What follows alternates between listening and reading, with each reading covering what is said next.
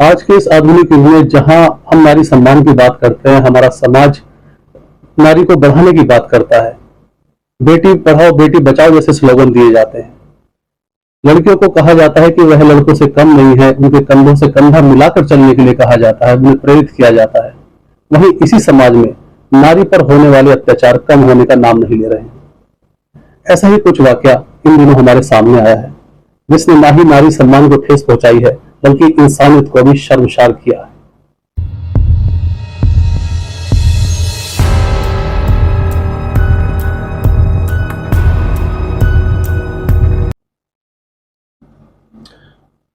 दोस्तों, मैं यतीन राय कक्कड़ आज आपको एक ऐसा ही सच्ची घटना के बारे में बताने वाला हूं, जिसे सुनकर आप भी सहम जाएंगे। यह घटना उत्तर प्रदेश के जिला मेरठ की है, जहां पर एक क्षेत्र पड़ता है थाना लिसाड़ी गेट, और वहीं उसी क्षेत्र में एक मोहल्ला है लखीपुरा। जिस समय सूरज अपनी भीनी भीनी खुशियों के साथ रोशनी बिखेरता है, नई सुबह की चहलकदमी शुरू होती है, लोग सैर के लिए निकलते हैं। वहीं कुछ कब्रिस्तान के पास कुछ अजीबोगरीब दिखाई देता है। वहां क्या दिखाई देता है? वहां एक फलों की करेट रखी होती है खाली, और चद्दर में लिपटा हुआ कुछ सामान रखा होता है, लेकिन देखने में बहुत अजीब लगता है। कुछ लोग रोजमर्रा की तरह घूमते हैं और देखकर निकल जाते हैं, लेकिन कुछ सचेत और जागरूक लोग उसकी तरफ उसे देखते हैं और उसकी तरफ जाते हैं, और उन्हें देखकर ही लगता है कि इसके अंदर कोई सामान्य चीज नहीं है, कुछ असामान्य ऐसा दिखाई दे रहा है। जैसे ही लोग पास पहुंचते हैं, वो देखते ही भाप जाते हैं कि यहाँ कुछ ना कुछ घटना घटी है। मौके को भापते ही वे स्थानीय पुलिस को सूचना देते हैं थाना लिसाड़ी गेट में, और पुलिस भी तुरंत एक्शन लेते हुए घटनास्थल पर पहुंचती है। लेकिन ये जो समय है सूचना थाना स्थल तक पहुंचाने का और पुलिस के घटनास्थल तक आने का, इस दौरान मानो यह बात जंगल में आग की तरह फैल गई हो। आसपास के बहुत सारे लोग वहां इकट्ठे हो जाते हैं और सब भाप जाते हैं कि इसके अंदर कुछ वाकई में कोई बड़ी घटना को अंजाम देकर कुछ रखा गया है। लेकिन किसी की हिम्मत नहीं होती कि उसको हाथ लगाकर भी देख लें। मैं ऐसा क्यों कह रहा हूं? क्योंकि वहां पर फलों की करेट के पास, उस पोटली के पास आसपास खून के धब्बे थे। खैर, पुलिस आती है। आकर पुलिस अपनी जांच पड़ताल शुरू करती है। जांच पड़ताल के दौरान जब पुलिस उस चद्दर को खोलती है, तो उसमें एक युवती की लाश होती है। दोस्तों, लाश तो होती है, लेकिन लाश के ऊपर सर नहीं होता। वह सर कटी लाश थी। बहुत डरावना मंजर। जिसने भी वो मंजर देखा, जिसने भी वो दृश्य देखा, वो सहम गया, वो डर गया कि आखिर इस क्षेत्र में, इतने चहलकदमी वाले क्षेत्र में इतनी बड़ी घटना को कैसे कोई अंजाम दे सकता है, और इतनी बेरहमी से कोई कैसे कत्ल कर सकता है कि सर ही काट दिया हो। फॉरेंसिक टीम को घटनास्थल पर बुलाया गया। टीम आते ही अपनी जांच में जुट गई। शुरुआती जांच में तथ्य सामने आए। उनसे पता चलता है कि यह कत्ल 5 से 6 घंटे पहले ही हुआ है, क्योंकि वहां पड़े खून के धब्बे भी ताजा थे। शव में से कोई दुर्गंध भी नहीं आ रही थी। शव को पोस्टमार्टम के लिए पुलिस ने भेज दिया, और मामला इतना गंभीर था कि पूरे शहर में मानो अफरा तफरी मच गई। पुलिस प्रशासन हिल गया था। मामले की गंभीरता को देखते हुए एसएसपी रोहित सिंह सेजवान ने कार्रवाई तेजी से करने के आदेश दिए, और जांच की जिम्मेदारी अरविंद चौरसिया, जो कि सीओ सिटी मेरठ हैं, उनको दी गई। जैसे ही जांच की जिम्मेदारी सीओ सिटी अरविंद चौरसिया जी के हाथ में आई, उन्होंने कार्रवाई बहुत तेजी से शुरू कर दी। सबसे पहले उन्होंने मेरठ जिले और आसपास के जिलों में जितने भी गुमशुदगी की रिपोर्ट दर्ज हुई थी, वहां पर सूचना भेजनी शुरू की। लेकिन शव की शिनाख्त के लिए सिर्फ 2 परिवार ही सामने आए। पहले जो मुजफ्फरनगर से आए, जब वो शिनाख्त के लिए आए, काफी डरे सहमे थे।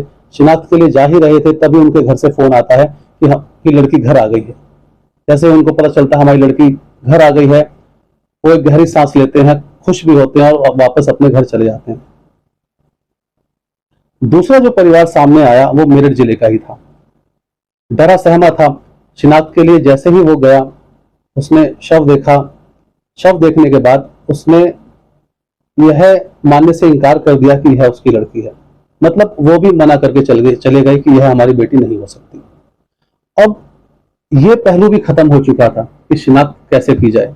गुमशुदगी की जो एक शक था कि गुमशुदगी की रिपोर्ट, किसकी कोई लड़की गुमशुदा हुई हो, उसके बाद उसका कत्ल हुआ हो, तो ये वाली शक की सुई जो गुमशुदगी की तरफ जारी थी, ये भी वहां से खत्म हो चुकी थी।